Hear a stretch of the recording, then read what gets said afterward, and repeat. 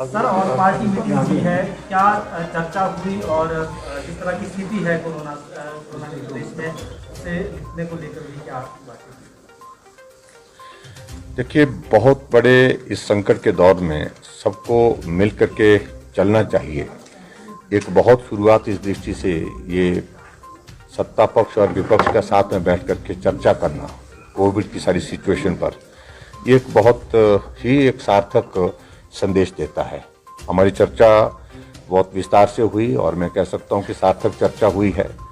सबका मानना है कि इस संकट के क्षण में हम सब लोगों को इकट्ठा हो करके जो लोगों की जान बचाने के लिए जिस रूप में सरकार मदद कर सकती है उसमें मदद करे। जहां कुछ चीज़ों को लेकर के ऐसा भी लग रहा था कि इसमें जो है कुछ और बेहतर करने के लिए इस प्रकार की गुंजाइशें हैं, तो सुझाव की दृष्टि से वो बातें भी हमारे ध्यान में आई हैं। और मैं विपक्ष का भी धन्यवाद करना चाहूँगा, मुकेश जी का, इनके साथ सभी माननीय विधायकों का भी, सीनियर सारे आशा जी हैं, धनराम शांडिल जी हैं, हमारे सिंघा जी हैं। तो चर्चा विस्तार से होने के बाद हम सरकार की ओर से जो चीज़ें कर रहे हैं उन पर भी हमने जानकारियां दी हैं, लेकिन उसके साथ साथ में जो परिस्थितियां हमारे सामने हैं, जो कठिनाइयां हैं इस संकट के क्षण में, वो भी सारी बातें जो है हमने सबके सामने रखी हैं। और उस दृष्टि से इस बात को लेकर के कि जहां कमियां हैं उनको और ज़्यादा सुधारने की दृष्टि से हम काम करें और उसके साथ साथ में लोगों के जीवन को बचाने के लिए संकट क्षण में हम सब मिल करके काम करें। ये मुझे लगता है कि सबसे महत्वपूर्ण संदेश है। सर, बंदिशों को लेकर है क्या कुछ बढ़ाई जाएगी सख्ती?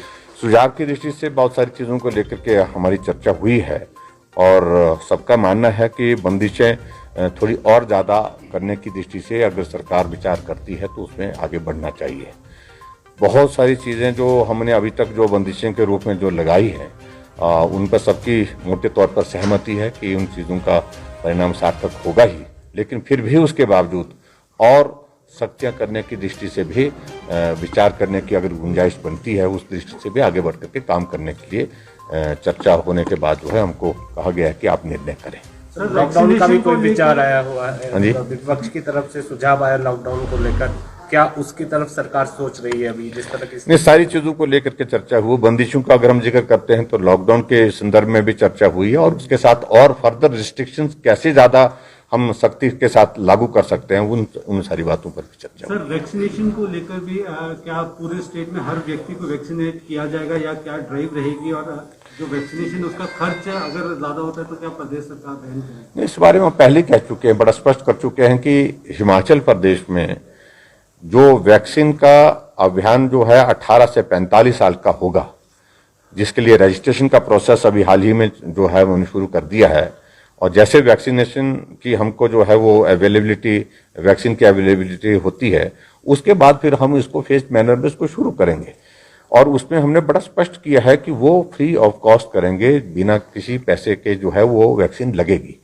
और जो दूसरा जो 45 से ऊपर का वैक्सीनेशन का अभियान और जिसमें कोमॉर्बिडिटीज के जो लोग हैं, पेशेंट हैं, वो भी उसमें शामिल हैं, और उन सब के लिए जो वैक्सीन का अभियान हमारा सुचारू रूप से चल ही रहा है। सर, ऑक्सीजन को लेकर काफी सारी बातें कही जा रही है। पेशेंट जो है, जो तीमारदार हैं, वो अभी भी आईजीएमसी में जो है ऑक्सीजन सिलेंडर लेके जा रहे हैं, तो ये स्थिति क्या प्रेशर की कमी है वहां पर?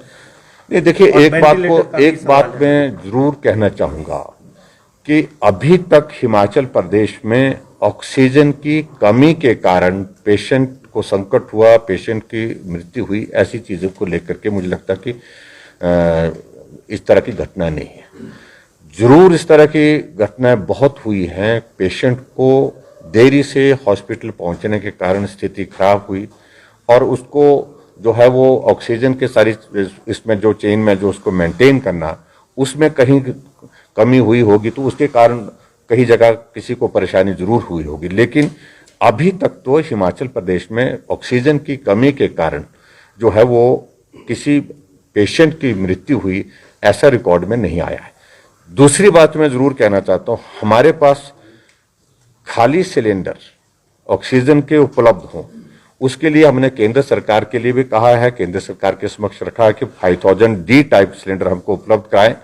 और उसके बाद दूसरे जो है बी टाइप जो है 3000 हमको सिलेंडर उपलब्ध कराएं, इसके लिए हमने लिखा है। और उसके लिए अवेलेबिलिटी जब भी हो पाएगी हमको मिलेगी तो उसमें निश्चित रूप से उससे हमको बहुत बड़ी एक राहत होगी।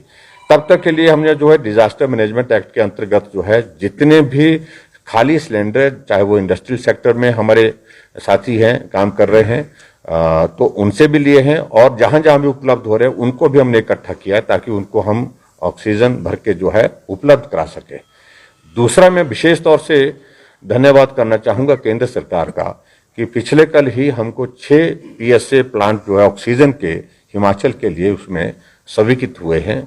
उसकी डिटेल्स प्रेस नोट के माध्यम से पिछले कल हमने जारी भी कर दी है, लेकिन उससे एक बहुत बड़ी एक राहत आने वाले समय में होगी।